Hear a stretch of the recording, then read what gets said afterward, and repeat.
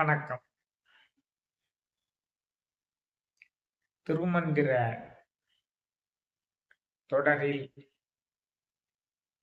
ஒரு முக்கியமான பகுதியான உடலின் ரகசியங்களை சொல்லக்கூடிய மந்திர பாடல்களை ஒவ்வொன்றாக பார்த்து வருகிறோம். உடலானது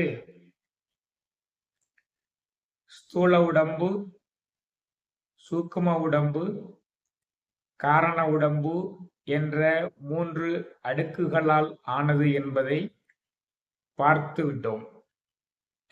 அந்த 3 அடுக்குகளிலும் அன்னமய கோஷம், பிராணமய கோஷம், மனோமய கோஷம், விஞ்ஞானமய கோஷம், ஆனந்தமய கோஷம் என்ற 5 உட்பிரிவுகள் கோஷங்கள் என்ற பெயரில் வழங்கப்பட்டு வருகின்றன என்று பார்த்துவிட்டோம். ஸ்தூல உடம்பு இந்த மண்ணுலகிலேயே மறைந்து விடுகிறது என்றும் பார்த்துவிட்டோம். சூக்கும உடம்பும் காரண உடம்பும் ஒன்றை ஒன்று பற்றி கொண்டு ஒன்றாகவே இருந்து கொண்டு அந்த பரமாத்மாவில் சென்று தங்குகிறது என்றும் பார்த்துவிட்டோம். அந்த சூக்கும உடம்பும் காரண உடம்பும் பரமாத்மாவில் சென்று தங்கும் பொழுது அந்த ஜீவன் என்ன ஆகிறது என்பதை பற்றி இன்று சிந்திக்க போகிறோம். உயிரின் இயக்கம் ஒவ்வொரு பிறவியிலும் எவ்வாறு புது உடலத்தை பெறுகிறது என்பதை விளக்கக்கூடிய திருமந்திரம். பரத்தில் கரைந்து பதிந்த நற்காயம் உருத்தரித்து இவ்வுடல் ஓய்ந்திட வேண்டி திரைகடல் உப்பு திரிந்தது போல திரித்து பிறக்கும் திரு அருளாலே என்ற மந்திர பாடலின்படி அந்த நற்காயம் என்று சொல்லக்கூடிய சூக்கும உடம்பு பரத்தில் சென்று தங்கி வினைப்பயனுக்கு ஏற்ப ஒரு உடலத்தை பெற்று வருகிறது. அப்படி என்றால் அந்த உயிர் எங்கே இருக்கிறது ஐயா, உயிரினுடைய லொகேஷன் என்ன என்ற கேள்வி வரும் அல்லவா? அதற்குத்தான் இன்றைய பாடல் வழி கூறுகிறது. இன்றைய பாடல் என்ன சொல்கிறது என்பதை பார்த்து சுருக்கமான பொருள் விளக்கத்தை பார்த்துவிட்டு அதனுடைய அறிவார்ந்த பொருட்செறிவு என்ன என்பதை அடுத்து பார்க்கலாம். அப்போ உயிர் எவ்வாறு இயங்குகிறது, ஒவ்வொரு உடல் பிறவியிலும் புது உடலத்தை எவ்வாறு பெறுகிறது என்பதை குறிக்கக்கூடிய திருமந்திர பாடல் இது. திருமந்திரத்தில் 8வது தந்திரத்தில் உடலில் பஞ்சபேதம் என்ற தலைப்பில் வரக்கூடிய 10வது பாடல். சில புத்தகங்களில் 11வது பாடல் என்று போட்டிருக்கும், சில புத்தகங்களில் 9வது பாடல் என்று போட்டிருக்கும். ஏனென்றால் திருமூல தெய்வம் எழுதிய 3000 பாடல்களையும் எடுத்து தொகுத்து கொடுத்திருக்கிறார்கள். ஆக இது 10வது பாடல். நீங்கள் உடலில் பஞ்சபேதம் 8வது தந்திரத்துல உடலில் பஞ்சபேதம் என்ற தலைப்புல 10வது பாட்டுல பார்த்தீங்கன்னா இது இருக்கும், அல்லது 11வது பாட்டிலேயோ 9வது பாட்டிலேயோ இருக்கும். சில அன்பர்கள் வேண்டி விரும்பி அந்த பாடலை மனனம் செய்வதற்கும் குறிப்பெடுத்துக் கொள்வதற்கும் வசதியாக இதை சொல்ல வேண்டிய ஒரு சூழ்நிலை ஏற்பட்டுள்ளது. அதற்காக சொல்கிறேன். அப்போ இந்த உயிர் எவ்வாறு ஸ்தூல உடம்பில் இருந்து பிரிந்த பின்னர் அடுத்த பிறவியில் புது உடலத்தை பெறுகிறது, அதற்கு திருமந்திரத்தில் சொல்லப்பட்டுள்ள பாடல் என்ன? ஏன்னா இப்போ ஒரு நுட்பமான விஷயங்களை சில தினங்களா பேசிட்டு வர திருமந்திரத்துல. இது அவன் அருளாலே அவன் தாள் வணங்கி சிந்தை மகிழ சிவபுராணந்தன்னை முந்தை வினை முழுதும் ஓய உரைப்பன் யான் என்று மாணிக்கவாசக பெருமான் சொன்னது மாதிரி இந்த பாடல்களை எல்லாம் எனக்கு பொருள் விளக்க செய்யுமாறு அந்த ஆதிசிவன் தான் அருள்கிறான் என்று நான் நினைக்கிறேன். ஒவ்வொரு பாடலையும் 2 தினங்கள் 3 தினங்கள் சிந்தித்து அவன் அருளாலே எனக்கு தோன்றக்கூடிய கருத்துவங்களை தத்துவார்த்தங்களையும் உங்களுக்கு சொல்கிறேன். அப்படிப்பட்ட ஒரு அற்புதமான இந்த பாடல் உயிரின் இயக்கம் ஸ்தூல உடம்பை நீங்கிய பிறகு எவ்வாறு இருக்கிறது, அடுத்த ஸ்தூல உடம்பை அது எவ்வாறு பெறுகிறது என்பதை நமக்கு சில ஓமாய்களின் மூலமாக, எடுத்துக்காட்டுகளின் மூலமாக திருமூல தெய்வம் சொல்ல விளைகிறார்.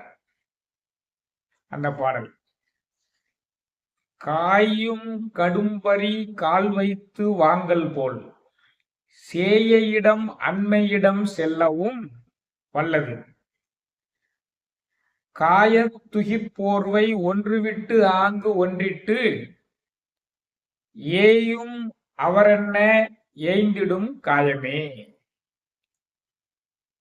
இதான் அந்த பாடல்.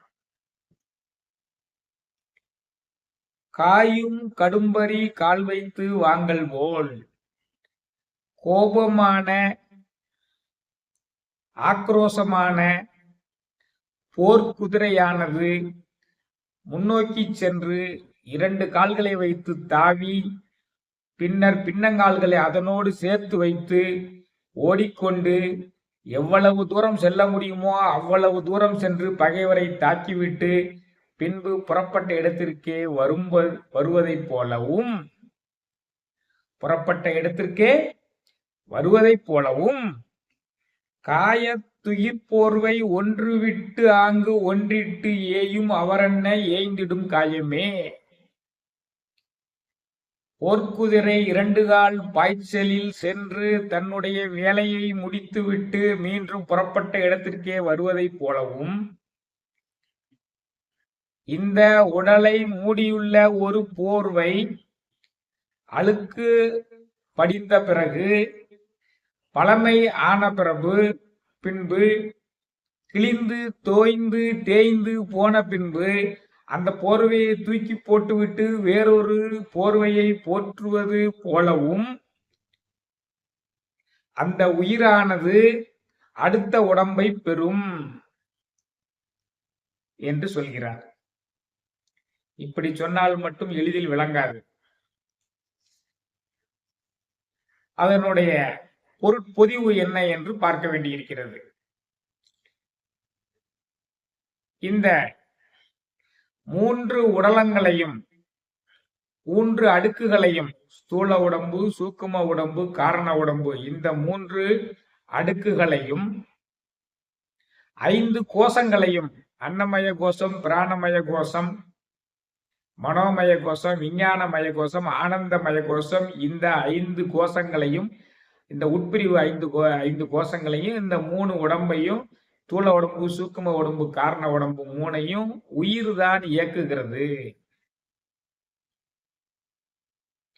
உயிர் தன்னுடைய கடமை முடிந்து ஸ்தூல உடம்பிலிருந்து புறப்பட்டு விடுகிறது.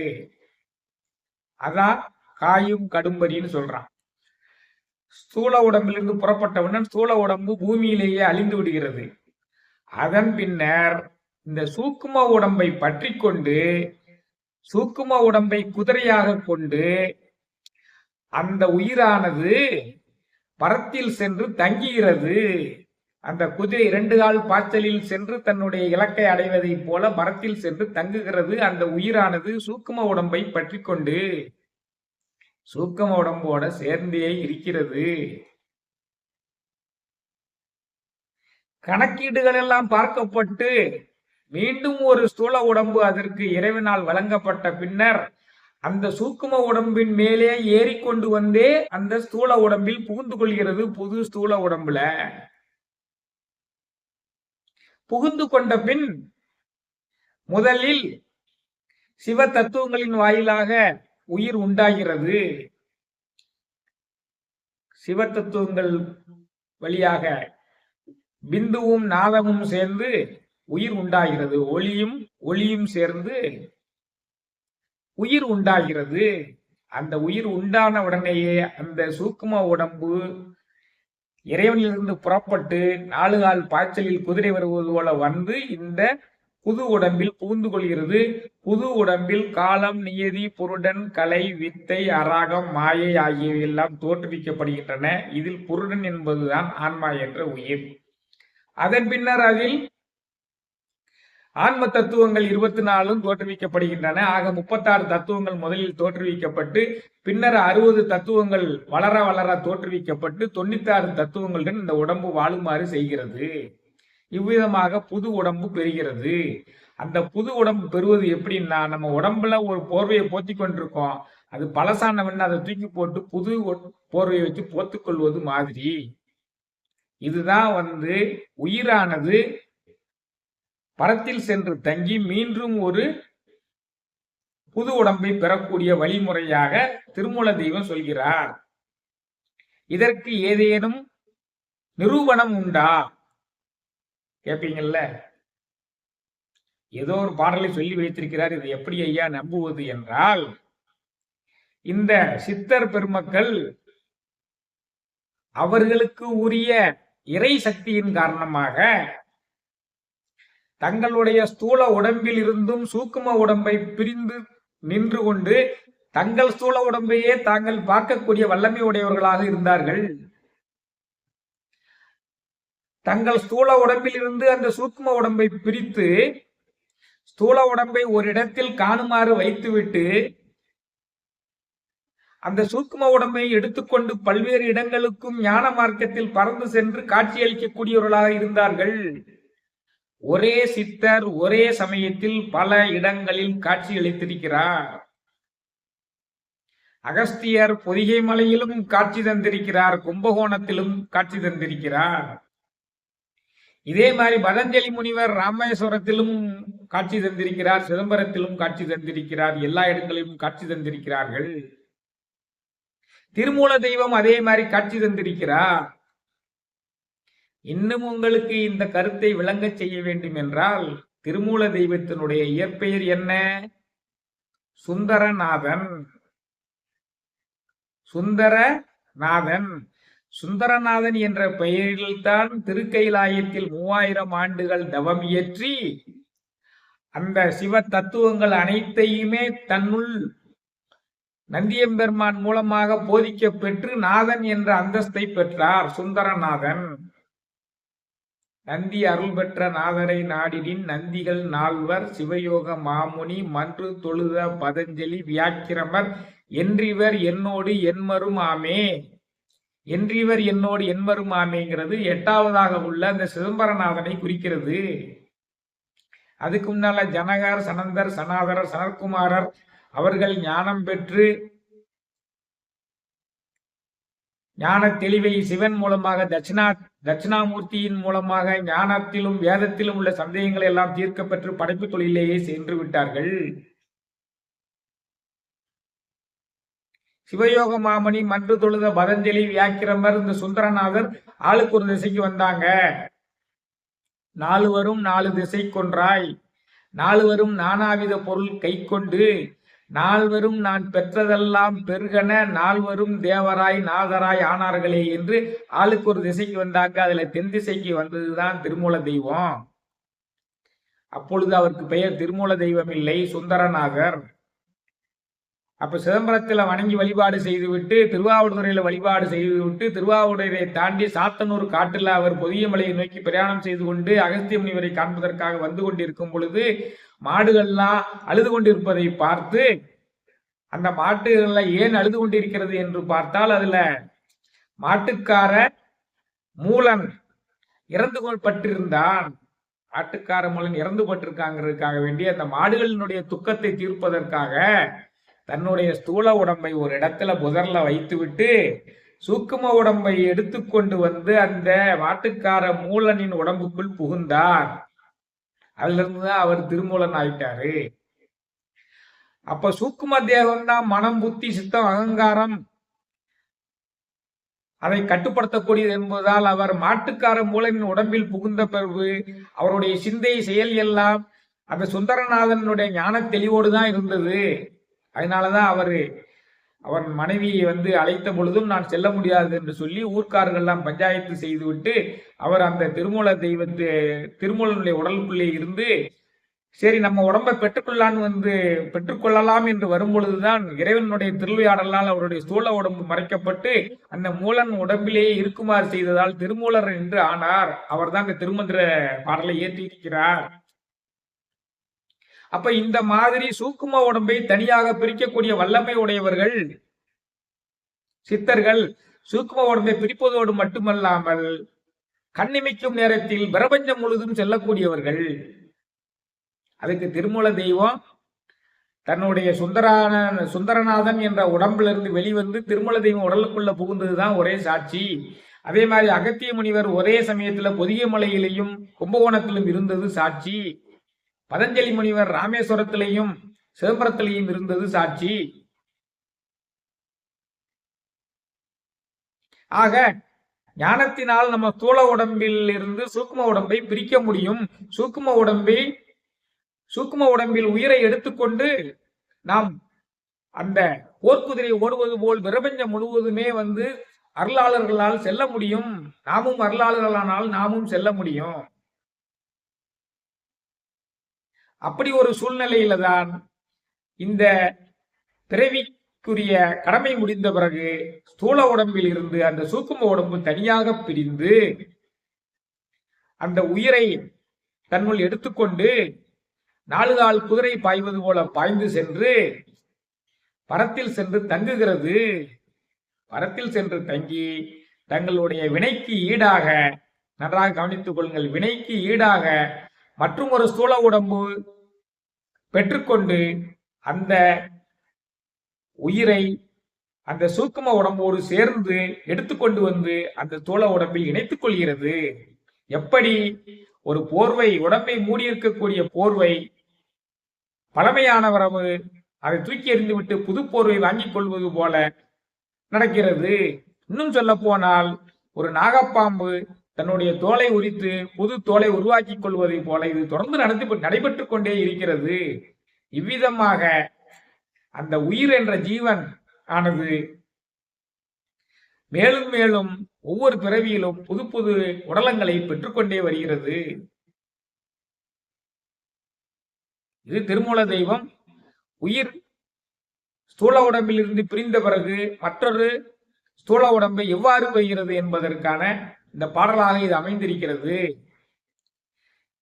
ஒரு பாடலிலேயே இவ்வளவு சொன்ன விளக்கத்தையும் எழுத முடியாது என்பதால் அவரவர்கள் முயற்சிக்கு ஏற்ப அதை புரிந்து கொள்ள வேண்டும் என்று திருமூல தெய்வம் 4 வரியில சொல்லிட்டு போயிருக்காரு. அவரவர்கள் முயற்சிக்கு ஏற்பதான். ஒரு பாடலை எடுத்துக்கொண்டு சிந்தித்துக் கொண்டே இருந்தால்தான் அதனுடைய பொருள் விளங்க முடியும். அதான் ஆன்மீகம், அதான் முயற்சி. நாம் எந்த அளவுக்கு முயற்சி செய்கிறோமோ அந்த அளவுக்கு தான் இறைவன் நம்மளை தேடி வருவார். அதே மாதிரி எந்த அளவுக்கு முயற்சி செய்கிறோமோ அந்த அளவுக்கு பொருள் விளங்கும். சும்மா ஜஸ்ட் லைக் தட் பாடம் படிக்கிற மாதிரி அப்படியே படிச்சுட்டு போக முடியாது. இந்த பாடல்கள் எல்லாம் ஒவ்வொரு பாடலையும் படித்து கிரகிக்கணும். கிரகிக்கும் பொழுது திருமூல தெய்வமே ஆசானாக வந்திருந்து குருவாக எழுந்தருளி நமக்கு அந்த பொருள்களை உணர வைப்பா. அதான் இதுல முக்கியமான விஷயம். இந்த திருமந்திரத்தை 2008ஆம் ஆண்டிலிருந்து படித்துக் கொண்டிருக்கிறேன். பல முறை படிச்சு முடிச்சுட்டேன். ஒவ்வொரு முறை படிக்கும் பொழுதும் திருமூல தெய்வமே சிந்தையில் தோன்றி சில கருத்துக்களை தெரிய வைக்கிறார். அந்த கருத்துக்களை தான் உங்கள்கிட்ட சொல்றேன். இந்த விளக்க நூல்களிலும் இவ்வளவு விளக்கமாக நீங்கள் இதை காண்பது அரிதான ஒரு விஷயமாகத்தான் இருக்கும். அப்ப இன்று உயிர் ஸ்தூல உடம்பில் இருந்து பிரிந்த பிறகு எவ்வாறு மற்றும் ஒரு புதிய உடலத்தை பெறுகிறது என்பதை பற்றி திருமூல தெய்வம் எழுதிய பாட்டை உங்களுக்கு வழங்கியிருக்கிறேன். காயும் கடும்பரி கால் வைத்து வாங்கல் போல். காயும்னா கோபமாக உள்ளது, கடுமையான வீரமுடையது. பரி என்றால் குதிரை. காயும் கடும்பரி கால் வைத்து வாங்கல் போல். 2 காலத்துக்கு எடுத்து முன்னால வச்சுட்டு பின்னால 2 கால போய் சேர்க்கிறது. அது தாவி தாவி ஓடும். அதான் காயும் கடும்பரி கால் வைத்து வாங்கல் போல் சேயிடம் அண்மையிடம் செல்லவும் வல்லது. சேயிடம் அண்மை செல்லவும் வல்லது. எங்க வேணாலும் பிரபஞ்சத்துல போகக்கூடியது அந்த உயிர். சூக்கும உடம்பு எடுத்துக்கொண்டு போக வல்லது. காய துகிர்போர்வை ஒன்று விட்டு ஆங்கு ஒன்றிட்டு. காய துகிர்போர்வை, இந்த உடம்பு ஸ்தூல உடம்பு என்ற அந்த போர்வையானது ஒன்று விட்டு ஆங்கு ஒன்றிட்டு, ஒரு போர்வையை தூக்கி போட்டுட்டு இன்னொரு போர்வையை போர்த்துவது போல ஒன்று விட்டு ஆங்கு ஒன்றிட்டு ஏயும் அவரென்ன ஏய்ந்திடும் காயமே. ஏயும் அவரென்ன ஏய்ந்திடும் காயமே. அப்போ ஒரு போர்வை தூக்கி போட்டுட்டு இன்னொரு போர்வையை போர்த்துவதை போல வேறொரு உடம்பை அந்த சூக்கும உடம்போடு சேர்ந்து விரைந்து சென்று இறைவனில் தங்கிய அந்த ஆன்மாவானது அந்த சூக்கும உடம்போடையே பிரயாணம் செய்து கொண்டு வந்து பெற்றுக்கொண்டு விடும். சூக்கும உடம்பு தான் ஒரு பிறவிக்கும் மற்றொரு பிறவிக்குமான தொடர்பு. சூக்கும உடம்பும் காரண உடம்பும் ஒன்றை ஒன்று பற்றி கொண்டிருக்கும். அப்போ 3 உடம்புல ஸ்தூல உடம்பு அழிந்து விடும். அந்த சூக்கும உடம்பும் காரண உடம்பும் தான் ஒன்று சேர்ந்து இந்த குதிரை மாறி பாய்ந்து கொண்டு இந்த உயிரையும் எடுத்துக்கொண்டு வந்து இறைவனில் தங்கி மீண்டும் அந்த உயிரையும் தூக்கி கொண்டு வந்து மற்றொரு உடம்பை பெற்றுக்கொண்டு அதுல வந்து சேர்ந்து விடும். அப்போ ஒரு பிறவிக்கும் மற்றொரு பிறவிக்குமான தொடர்பு வந்து இந்த சூக்கும உடம்பும் காரண உடம்பும் தான். அதனாலதான் ஒருமைக்கண் தான் கற்ற கல்வி ஒருவருக்கு எளிமையும் ஏமாப்புடைத்து. நம்ம ஒரு பிறவியில செஞ்ச அந்த ஆன்மீக முயற்சி அடுத்த பிறவியிலையும் தொடரும். 6 ஆதாரங்கள் இருக்கின்றன. மூலாதாரம், சுவாதிஷ்டானம், மணிபூரகம், அநாதகம், விசுத்தி, ஆக்னை. மூலாதாரத்துல கணபதியை நினைத்து மூலாதாரத்தில் தியானம் செய்ய வேண்டும். அந்த தியானமே 12 வருஷம் செய்யணுங்க. உடனே வந்து மூலாதாரத்துல வந்து நம்ம மனம் ஒற்றி கணபதியினுடைய அருளை பெற முடியாது. அடுத்து சுவாதிஷ்டானத்துல பிரம்மனை நினைத்து சரஸ்வதியை நினைத்து சரஸ்வதிக்குரிய மந்திரங்களை செய்து அந்த சுவாதிஷ்டானத்துல மனதை வைத்து தியானம் செய்ய வேண்டும். பிரம்மனுடைய அருளை பெற வேண்டும். இப்படியே 6 ஆதாரங்களாக நாம இறையர்களை பெற்றுதான் 7வதாக உள்ள துரியத்துல சிவசக்தியை காணணும். மூலாதாரம், சுவாதிஷ்டானம், மணிபூரகத்துல வந்து விஷ்ணுனுடைய அருளை பெற வேண்டும். 12 காலம் தியானம் செஞ்சாதான் பெற முடியும். அநாகதம்ல வந்து ருத்ரன், ருத்ரி. விசுத்தியில மகேஸ்வரன், மகேஸ்வரி.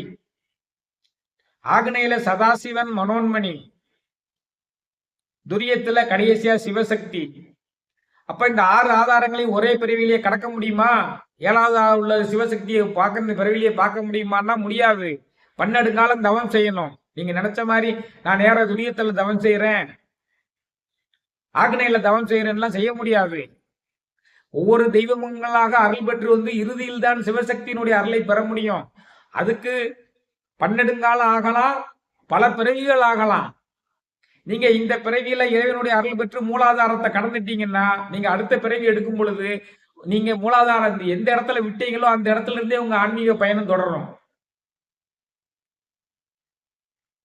அதனாலதான் 7 பிறவிகள்ங்கிறாங்க. 7 மண்டலங்களையும் தாண்டறதுக்குரிய பிறவிதான் 7 பிறவிகள். இந்த 7 பிறவி எதுக்கு தேவைப்படுது? 6 ஆதாரங்களையும் தாண்டி 7வது ஆதாரத்துல உள்ள அந்த சிவனை தரிசிக்கிறதுக்கு 7 பிறவி குறைஞ்சது தேவைப்படும். ஒவ்வொரு பிரிவிலையும் நீங்க தவம் ஏற்றி ஒவ்வொரு ஆதாரமாக கடந்து செல்ல வேண்டும். அதனால உடனே வந்து இறைவனை அடையலாம்னு எளிதில் நினைத்து கவலைப்பட்டுறாதீங்க, நினைச்சிடாதீங்க.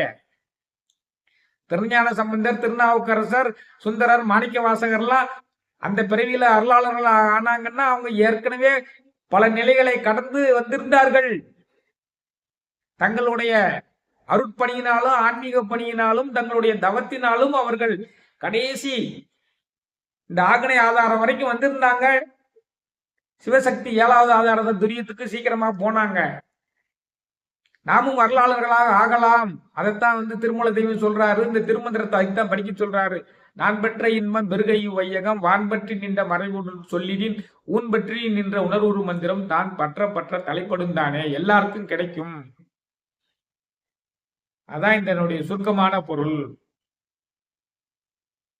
அப்போ ஸ்தூல உடம்பை இந்த மண்ணுலகிலேயே விட்டுவிட்டு அந்த சூக்கும உடம்பு என்ற குதிரையில் ஏறி அந்த உயிரானது இறைவனில் தங்கி வினைக்கு ஈடாக மற்றும் ஒரு ஸ்தூல உடம்பை பெற்றுக்கொண்டு அதே சூக்கும உடம்பாகிய குதிரையில் ஏறிக்கொண்டு வந்து உயிரானது மற்றும் ஒரு புது உடலில் புகுந்து கொண்டு தன்னுடைய ஆன்மீக பயணத்தை தொடர்கிறது.